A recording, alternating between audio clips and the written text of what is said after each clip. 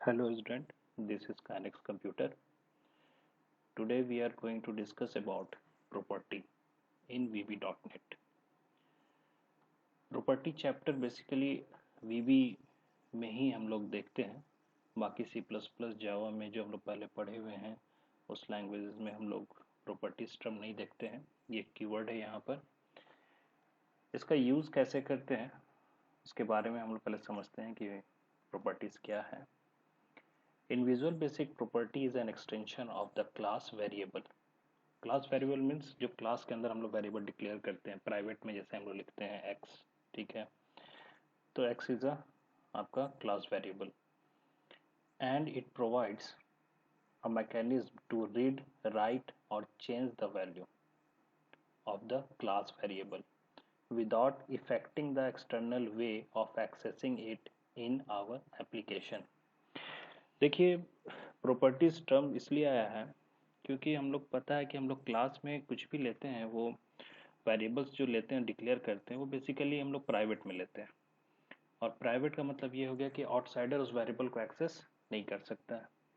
तो प्रॉपर्टी यहाँ पर हेल्प करता है हमें कि हम लोग उस वेरिएबल का प्रॉपर्टी के थ्रू बाहर से, आउटसाइड से एक्सेस कर सकें, उसको रीड कर सकें, उसको उसमें कुछ राइट करना राइट कर सकें, उसमें कुछ चेंज करना मॉडिफाई करना हम लोग कर सकते हैं। बट डायरेक्ट उस वेरिएबल को हम लोग टच नहीं करेंगे, एक्सेस नहीं कर सकते हैं। ठीक है, तो प्रॉपर्टी के थ्रू हम लोग प्राइवेट वेरिएबल्स को एक्सेस करने का इसमें देखेंगे कैसे होता है। In visual basic, properties can contain one और टू कोड ब्लॉक्स, ठीक है, called accessor, and those are called get accessor and set एक्सेसर।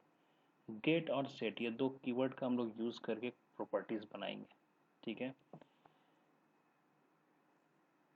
by using get and set accessor we can change the internal implementation of class variable. इसी get और set के through ही हम लोग class के private members जो हैं, variables हैं, उसको हम लोग चेंज कर सकते हैं, इम्प्लीमेंट कर सकते हैं, एक्सेस कर सकते हैं and expose it without affecting the external way of accessing it based on our requirement. और हम लोग वेरिएबल को डायरेक्ट टच भी नहीं करेंगे। ठीक है, अंदर के वेरिएबल प्राइवेट है तो हम लोग डायरेक्ट टच भी नहीं करेंगे, बिना टच किए हुए एक तरह से हम लोग बाहर से उसके अंदर के कंटेंट को रीड करेंगे, राइट करेंगे, कुछ चेंज करना तो करेंगे। ठीक है,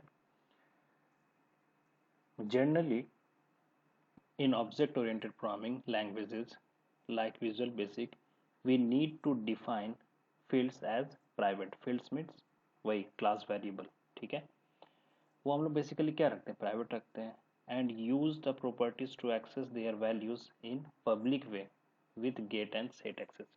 और उसको हम लोग बाहर से पब्लिकली कोई भी एक्सेस कर पाए उसके लिए हम लोग गेट और सेट का यूज करेंगे, करते हैं। ठीक है, तब उसका आपका सिंटैक्स कैसा होगा, तो प्रॉपर्टी का सिंटैक्स होगा एक्सेस मॉडिफायर, हम लोग जानते हैं, हम लोग लिख सकते हैं यहाँ पर। ठीक है, उसके बाद प्रॉपर्टी कीवर्ड यूज करेंगे।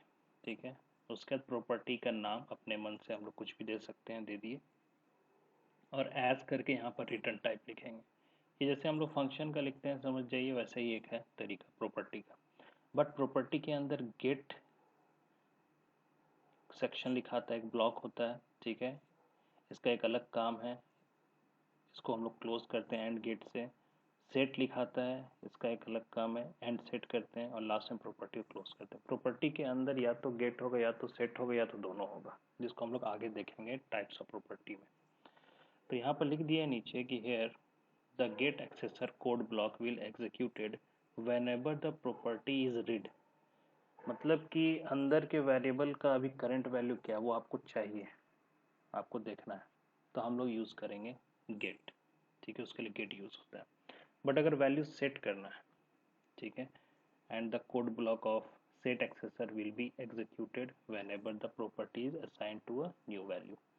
इसका एग्जांपल हम लोग जब ग्राफिकल कर रहे थे तो मान लीजिए टेक्स्ट बॉक्स लिए थे। ठीक है, फॉर्म में हम लोग, तो हम लोग लिखते थे text box one dot text.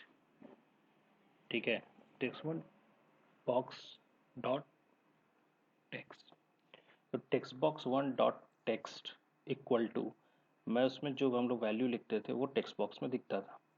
तो वही हुआ, वो जो डॉट टेक्स्ट था वो प्रॉपर्टी है। ठीक है। इक्वल टू करके हम लोग जो वहाँ वैल्यू लिख रहे हैं वो क्या हो रहा है, सेट हो रहा है।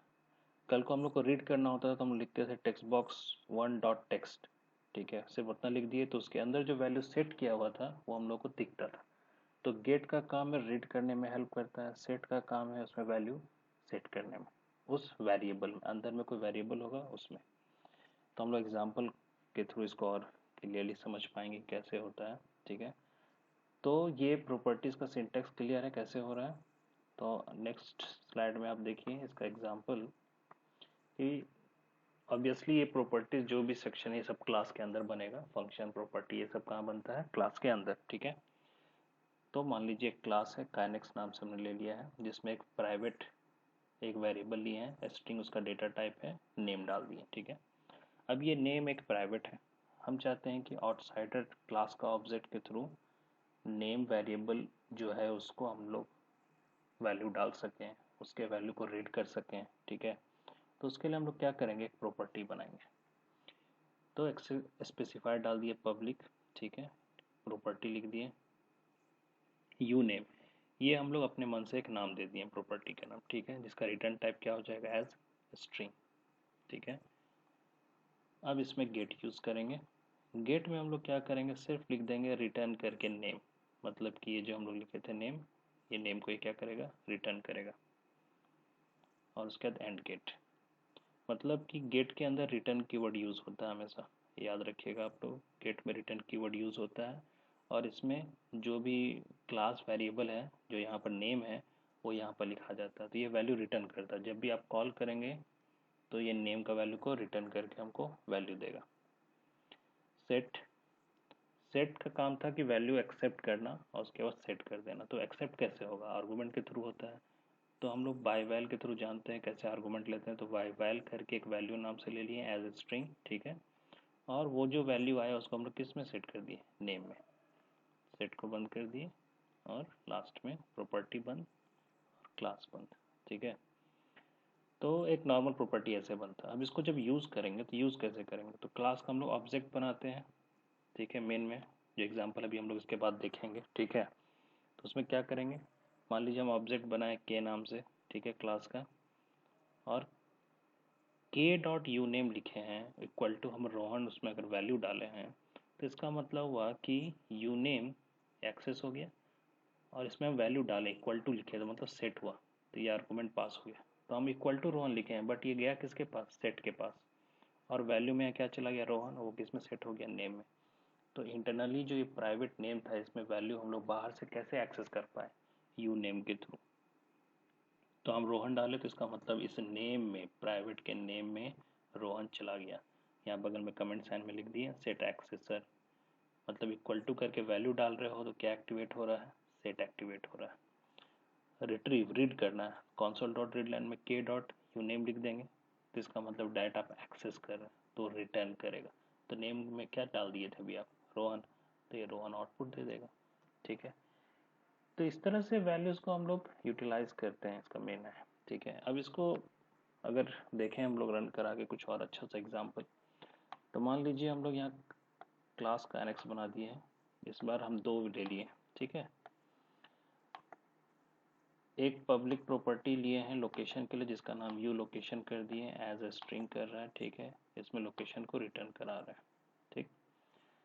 और सेम वैसे जैसे भी किए थे, और सेट करके वैल्यू लिए हैं, जो भी वैल्यू आएगा वो लोकेशन में सेट हो जाएगा, क्लियर। एक प्रॉपर्टी बन गया। जानबूझ के मैं दो प्रॉपर्टी लिया सो दैट कि आप लोग को समझ में आए कि सिर्फ एक ही नहीं होता है, जितना चाहे उतना ले सकते हैं। हर एक क्लास वेरिएबल का प्रॉपर्टी बन सकता है, ठीक है। तो प्राइवेट को बाहर से डायरेक्ट एक्सेस नहीं कर सकते थे, प्रॉपर्टी से में हेल्प करता है। अब दूसरा प्रॉपर्टी में देखिए हम थोड़ा कुछ एक्स्ट्रा चीज़ भी की है कि मान लीजिए जो वैल्यू आएगा तो गेट के थ्रू जो वैल्यू हम लोग रिटर्न कराएंगे, तो जब भी रिटर्न करा रहे हैं वैल्यू तो डिस्प्ले के टाइम में हम यहाँ क्या लिख दिए, टू अपर। ये एक फंक्शन होता है जो हम लोग बाकी लैंग्वेज में देखते हैं, इसका काम क्या है, अपर केस में कन्वर्ट करना। तो जब ये रिटर्न करेगा तो आप नेम जैसा भी उसमें आप डाले होंगे, चाहे स्मॉल में डाले हो कैपिटल में डाला, वो हमेशा कैपिटल लेटर में ही रिटर्न करेगा। तो ये सब तरीका होता है कि आप रिटर्न के टाइम में कैसा उसको दिखाना चाहते हैं हमेशा। तो यूज़र इनपुट कैसे भी करे, ये आउटपुट आपको अपर केस में दे देगा। तो इस तरह से हम लोग थोड़ा नया नया चीज़ भी ट्राई कर सकते हैं, ठीक है। सेम सेट में हम लोग वैल्यू सेट कर दिए, ठीक है, एंड प्रॉपर्टी क्लास पर। अब हम लोग ऑब्जेक्ट बना लिए, मान लीजिए यू नाम से बना लिए काइनेक्स का ऑब्जेक्ट, ठीक है। एक में हमने वैल्यू पास कर दिया नेम, एक में हमने रांची पास कर दिया, दोनों को हम लोग U dot U name U dot location. तो हम लोग जो ये डॉट करके यू नेम और यू लोकेशन लिख रहे हैं, ये क्या है, ये प्रॉपर्टी का नाम, ठीक है। जो इंटरनल जो क्लास वेरिएबल जो है हमारे पास, उसको ये लोग डील कर रहे हैं। मतलब हम यहाँ कुछ लिख रहे हैं तो एक तरह से वेरिएबल में वैल्यू जा रहा है, ठीक है। यहाँ कुछ लिख रहे हैं तो इसका मतलब क्लास वेरिएबल से वैल्यू रिट्रीव हो रहा है, ठीक है। तो देखिए हो रहा है कि नहीं। तो मान लीजिए जब मैंने ये लिखा तो इसका मतलब है नेम में चला गया अनुज और लोकेशन में चला गया रांची। तो रन कराएंगे तो आउटपुट आप नोटिस कीजिए, कंसोल डॉट राइट लाइन में जो लिखा हुआ है यू डॉट यू नेम, तो कैपिटल लेटर में आ रहा है वैल्यू, आपको दिख रहा है, क्योंकि हम लोग वहाँ टू लिखे हैं। तो एक जानबूझ के मैं एक एक्स्ट्रा ये फीचर डाला कि रिटर्न में कुछ चेंज करके भी रिटर्न करा सकते हैं, ठीक है। और लोकेशन में रांची अपन जैसे था वैसे। तो मेन पर्पस यही है कि इंटरनल जो वेरिएबल्स हैं, ठीक है, उसको कैसे हम लोग प्राइवेट वेरिएबल्स को कैसे हम लोग बाहर से इस तरह वैल्यू पास कर पाएँ, कैसे उस वेरिएबल को हम लोग एक्सेस कर पाएँ, इसी के लिए प्रॉपर्टीज यूज होता है, यही मेन पर्पस है, ठीक है। तो प्रॉपर्टीज का बेसिकली 3 टाइप होता है, 3 टाइप्स, ठीक है। पहला टाइप होता है रीड राइट। रीड राइट जो होता है वो है बेसिकली वो प्रॉपर्टी रीड भी कर सकता है, ठीक है, डेटा, और राइट भी कर सकता है, ठीक है। मतलब डेटा सेट भी कर सकता है और गेट भी कर सकता है।